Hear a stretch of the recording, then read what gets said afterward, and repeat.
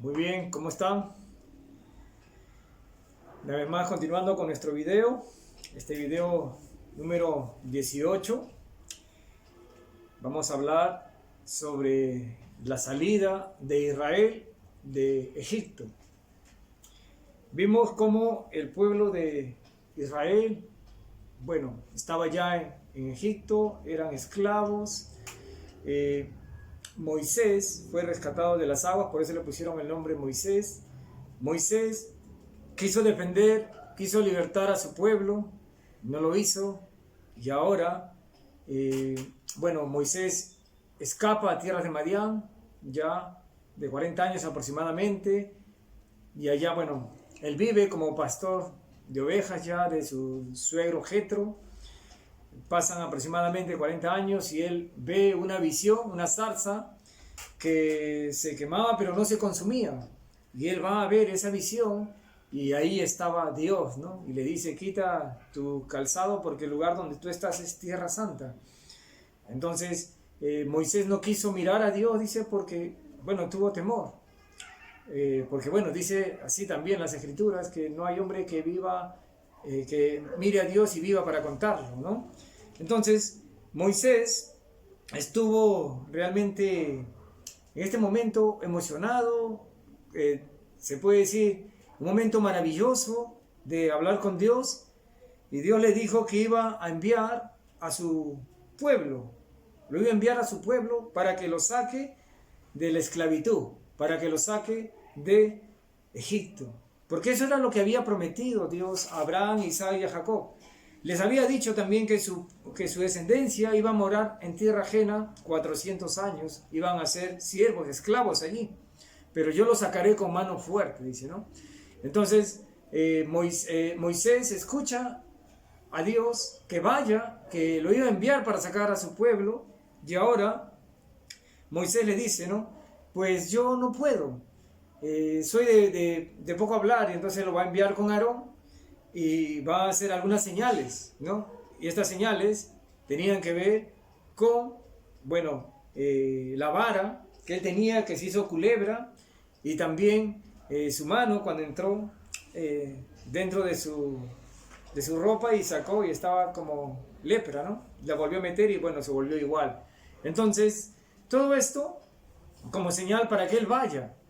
Entonces, él ya ahora se despide de su suegro, Jetro, y está de camino a Egipto. Porque ya Dios le dice, todos los que procuraban tu muerte ya han muerto, ya no están. Entonces, Moisés regresa, ¿no? Y regresa con ese sentir, ¿no? Por ese pueblo que él amaba, que Moisés quería. Tan es así que se hizo un homicida por defender a su hermano, ¿no? Judío. Y también Moisés regresa, ¿no? Y dice, iré si están vivos todavía mi pueblo, ¿no? Si están vivos. Entonces él regresa con ese deseo de rescatar a su pueblo ahora, ¿no? No como él quiso anteriormente, sino que se hace en el tiempo de Dios, en la voluntad de Dios, ¿no? Y era la voluntad de Dios que lo hiciera ahora ya. Ya Moisés ya no era un soldado egipcio, ya no era reconocido como un hombre de repente, ¿no? Instruido en todas las enseñanza, sabiduría de los egipcios. Ahora Moisés ya había experimentado el pastear ovejas, ¿no? Un trabajo tan sencillo y tan humilde, y que era abominación para los egipcios inclusive, ¿no? Entonces él ahora aprende eso y podemos decir la humildad, y ahora estaba preparado para llevarlo. Dios a Moisés lo iba a llevar allí para rescatar a su pueblo. Y vamos a leer qué pasa. Éxodo capítulo 5 del 1 al 2 dice: Después Moisés y Aarón entraron a la presencia de Faraón y le dijeron: Jehová, el Dios de Israel, dice así: deja ir a mi pueblo a celebrarme fiesta en el desierto.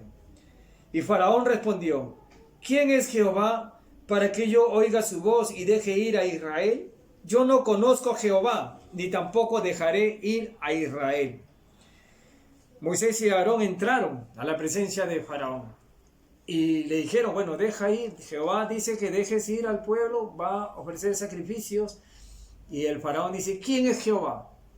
¿Quién es? Yo no lo conozco. Y eso realmente era algo que se iba a arrepentir. Iba a conocer ahora quién es Jehová.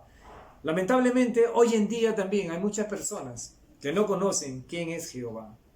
No soy testigo de Jehová por si acaso, pero la Biblia habla ahorita de Jehová, Jehová, Rey de los ejércitos, Jehová, el Creador, Jehová, Dios, ahora iba a ser conocido por los egipcios. Y Jehová había prometido a Abraham, ¿no?, sacar a su descendencia de este lugar. Pero Faraón, lamentablemente, tristemente, como muchos, como el camino de Caín, pues habían alejado y no conocían quién era Dios. La pregunta es, ¿conoces tú a Dios? ¿Conoces a Jehová? ¿Conoces a través de las Escrituras? ¿O tienes un Dios de repente a tu manera, a tus pensamientos? Pues el Dios de la Biblia, el Dios, es totalmente diferente a nuestros pensamientos, totalmente diferente a lo que enseña una religión. Realmente, la Biblia habla de un Dios todopoderoso y Faraón no lo conocía. Y vamos a ver que a través de esta historia realmente vemos de que Faraón no conoce, no cree, no quiere escuchar nada de Dios, ni aún lo que va a pasar. ¿Sí? Leemos Éxodo 5, 7 al 9, dice: de aquí en adelante no daréis paja al pueblo para hacer ladrillo como hasta ahora. Vayan ellos y recojan por sí mismos la paja, y le impondréis la misma tarea de ladrillo que hacían antes, y no le disminuiréis. No le disminuiréis nada porque están ociosos, por eso levantan la voz diciendo: vamos y ofrezcamos sacrificios a nuestro Dios. Agrávese la servidumbre sobre ellos, para que se ocupen en ella y no atiendan a palabras mentirosas. Entonces, estaban diciendo que Dios era mentiroso, o que Moisés y Aarón estaban mintiendo. No atiendan a palabras mentirosas, están ociosos, hay que cargarle de trabajo. Y Faraón hizo eso, le cargó de trabajo y no les daban paja para hacer ladrillo. ¿Cómo iban a hacer ladrillo sin paja? Y así comenzaron a afligir al pueblo, ¿no? Y el pueblo pues tuvo dolor y estaba dudando de que Moisés era enviado por el Señor, ¿sí? Leemos versículos 22 y 23, dicen: entonces Moisés se volvió a Jehová y dijo: Señor, ¿por qué afliges a este pueblo? ¿Para qué me enviaste? Porque desde que yo vine a Faraón para hablarle en tu nombre, ha afligido a este pueblo, y tú no has librado a tu pueblo. Bueno, ese le dice Moisés a Dios, y ahora vamos a ver lo que Dios va a hacer. Leemos versículo 6, versículo 1, capítulo 6, versículo 1 de Éxodo. Jehová respondió a Moisés: ahora verás lo que yo haré a Faraón, porque con mano fuerte los dejará ir, y con mano fuerte los echará de su tierra. Ahora vas a ver lo que yo haré a Faraón y a todo Egipto, porque no lo iba a dejar, no va a dejar ir a Israel así, simplemente con palabras. Tenía que haber algo fuerte que pase en este país, en este lugar, en este reino. Tenía que pasar algo fuerte, y eso, el único que podía hacer eso era Dios, el Dios todopoderoso. No había palabras, ¿no? Solamente Dios podía, se puede decir, sacar a su pueblo. Es así. Solamente Dios puede hacer maravillas. Él solamente tiene el poder para hacer lo que el hombre no puede, para hacer lo que humanamente el hombre en sus fuerzas quisiera hacer. No lo puede hacer, solamente Dios. Porque para sacar al pueblo de Israel de la esclavitud de Egipto van a pasar cosas muy, muy fuertes, ¿sí? Vamos a leer. Entonces dice una vez más: Jehová respondió a Moisés: ahora verás lo que yo haré a Faraón, porque con mano fuerte los dejará ir y con mano fuerte los echará de su tierra. Habló todavía Dios a Moisés y le dijo: yo soy Jehová, yo soy Jehová. Y aparecía a Abraham, a Isaac y a Jacob como Dios omnipotente, mas en mi nombre Jehová no me di a conocer a ellos. Entonces ahora dice, no, yo soy Jehová. Le dice Dios a Moisés, y ahora Dios va a enviar plagas, ¿no? Empieza con estas plagas, ¿no? Con las plagas de la sangre, la plaga de las ranas, la plaga de los piojos, ¿no? Y vemos las plagas de las moscas, la plaga del ganado, la plaga de las úlceras, el granizo, la plaga de las langostas y la plaga de las tinieblas. Me gustaría, no lo vamos a tocar, me gustaría que por favor lean, sigan leyendo su Biblia en Éxodo y vean cómo Dios envía estas plagas y cada vez el faraón se endurecía, cada vez el faraón decía, ya, voy a dejar ir, pero después decía, no, ¿no? Y nos hace recordar muchas veces en nuestra vida, ¿no? Cuando decimos, ya voy a leer la Biblia, ya voy a cambiar, pero muchas veces regresamos a lo mismo y nunca salimos, ¿no? De la esclavitud del pecado. Volvemos a lo mismo. Y como les dije anteriormente, la Biblia es un libro de historia muy hermosa, para empezar, muy hermosa. Es un libro de enseñanzas, es un libro en el cual Dios se muestra al hombre. Dios nos muestra su justicia, su amor, su poder, su fidelidad. Pero también, después de esta lectura, ¿no? De ver cómo Dios trata con la humanidad, cómo Dios trata con un pueblo, de ver cómo Dios corrige, castiga y también protege a los que le aman, a los que creen, vamos a ver que después de una lectura así, también vamos a entrar a un tema ya más profundo, ¿no? La palabra de Dios es viva, la palabra de Dios es viva y eficaz, y más cortante que toda espada de dos filos, que penetra hasta partir el alma, dice, ¿no? Entonces, también otra parte dice, toda la escritura es inspirada por Dios, útil para enseñar, útil para corregir, útil para redarguir, útil. La palabra de Dios es útil para nuestras vidas. Entonces, debemos leer y la palabra de Dios va a alimentarnos, va a darnos el alimento espiritual que necesitamos, vamos a dar frutos, vamos a comprender, vamos a creer el Evangelio conforme a las Escrituras. Y después de eso, después de haber creído conforme a las Escrituras, pues obviamente, ¿qué va a pasar? Vamos a poder entender ya más espiritualmente. Cosas que no hemos visto, las vamos a ver espiritualmente ya. Todo eso está en la palabra del Señor. Así que anímate a seguir leyendo y avanzar. No te pierdas de las bondades que tiene la palabra del Señor. Entonces, leemos ahora Éxodo capítulo 11. ¿Sí? Leemos, dice, Jehová dijo a Moisés, una plaga traeré aún sobre Faraón y sobre Egipto, después de la cual él os dejará ir de aquí, y seguramente os echará de aquí del todo. Una plaga traeré ahora, la última. Había habido 9 plagas ya, ¿no? Desde la sangre, ¿no? Hasta las tinieblas, 9 plagas. Y de todas ellas Faraón se había retractado, dijo no, se endureció. Pero ahora iba a pasar algo triste y doloroso. Faraón iba a perder a su primogénito. Y todos los egipcios iban a perder a sus primogénitos. Después de esta plaga, vamos a ver qué pasa. Y dice, leemos Éxodo 11, 4, 5 y 6.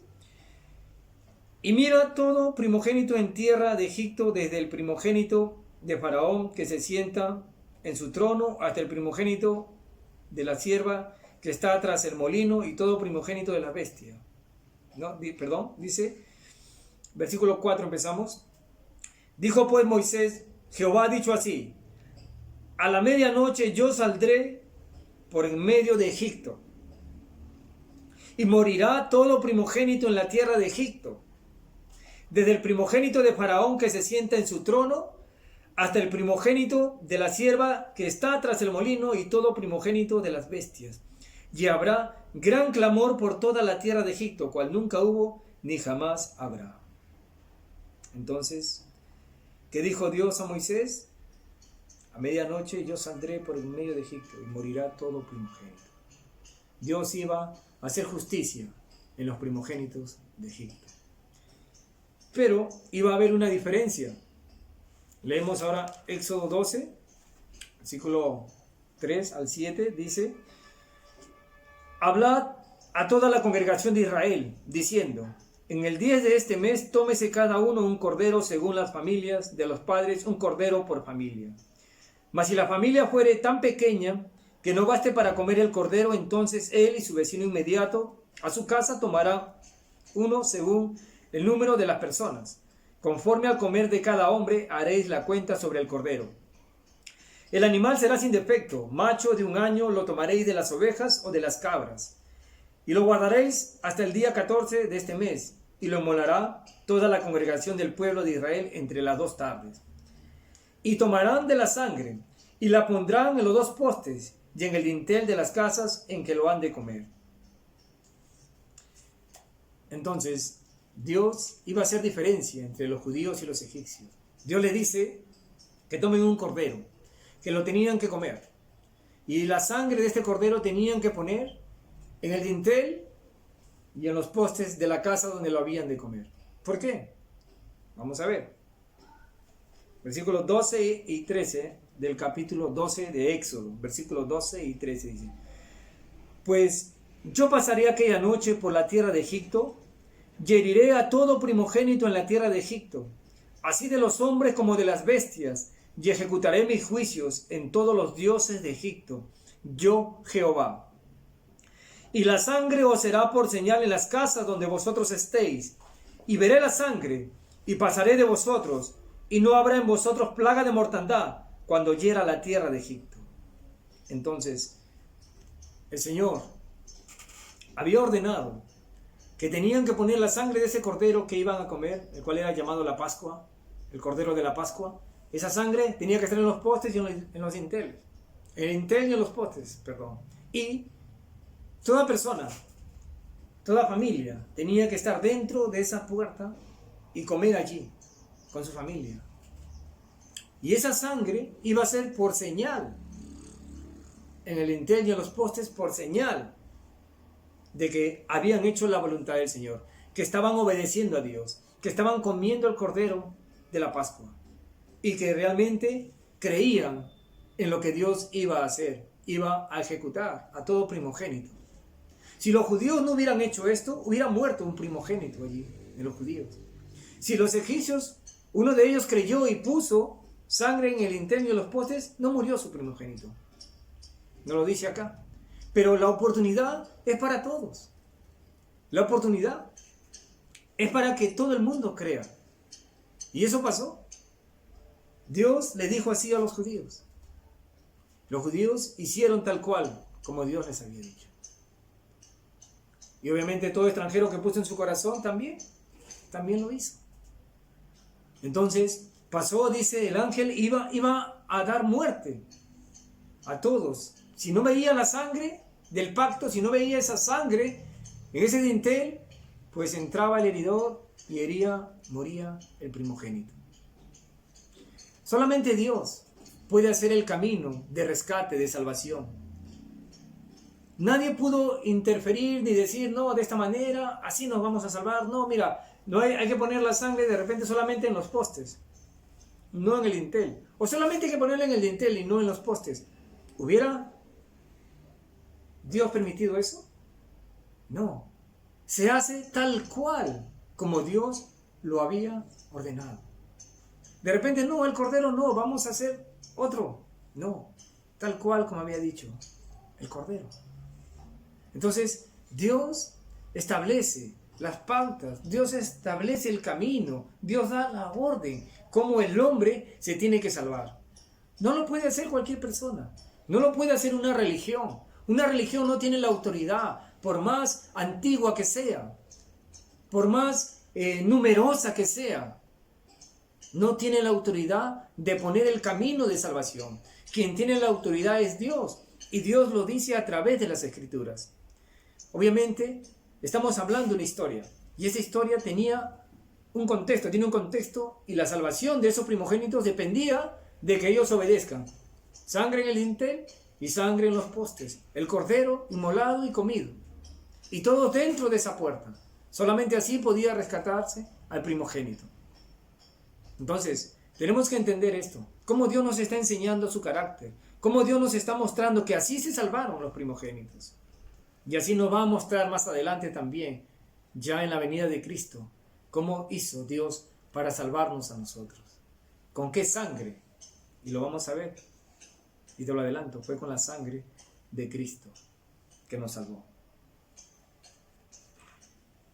Entonces, leemos ahora versículo 30 en adelante, por favor, queridos amigos. Y se levantó aquella noche Faraón, él y todos sus siervos y todos los egipcios, y hubo un gran clamor en Egipto, porque no había casa donde no hubiese un muerto. E hizo llamar a Moisés y a Aarón de noche y les dijo: salid en medio de mi pueblo, vosotros y los hijos de Israel, e id, servid a Jehová, como habéis dicho. Tomad también vuestras ovejas y vuestras vacas, como habéis dicho, e idos y bendecidme también a mí. Y los egipcios apremiaban al pueblo, dándose prisa a echarlos de la tierra, porque decían: todos somos muertos. Y llevó el pueblo su masa antes que se leudase, sus masas envueltas en sus sábanas sobre sus hombros. E hicieron los hijos de Israel conforme al mandamiento de Moisés, pidiendo de los egipcios alhajas de plata, de oro y vestidos. Y Jehová dio gracia al pueblo delante de los egipcios, y les dieron cuanto pedían, así despojaron a los egipcios. Miren, es triste esta historia, pero Dios es soberano y Dios hace lo que Él determina, porque Él es el dueño de este mundo. Nosotros no somos los dueños. Nuestra vida no nos pertenece. Todo lo que hay en este mundo le pertenece a Dios. Y Dios tiene derecho, tiene el poder para hacer lo que Él desea hacer. Eso es creer en Dios. Eso es sujetarnos al poderío, al señorío de Dios Todopoderoso, Jehová de los ejércitos. Y Dios le había dicho a través de Moisés que deje ir a su pueblo Israel, la descendencia de Abraham. Dios le había prometido que le iba a dar la tierra prometida, la tierra de Canaán, pero también les había dicho que iban a estar esclavos 400 años, pero que los iba a sacar con mano fuerte, porque Dios sabe el futuro, Dios conoce todo. Y Faraón dijo con sus propias palabras: ¿quién es Jehová? Yo no conozco quién es Jehová. Estáis ociosos, hablando mentiras.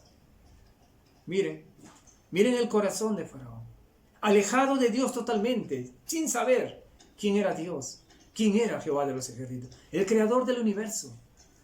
Faraón y todos los egipcios, casi todos creían en diferentes dioses, creían en muchas cosas que no eran Dios realmente. Y por eso, por ese camino perdido y torcido, como dice en Romanos, no conocieron camino de paz. Dieron culto a las criaturas antes que el Creador. Así vivía.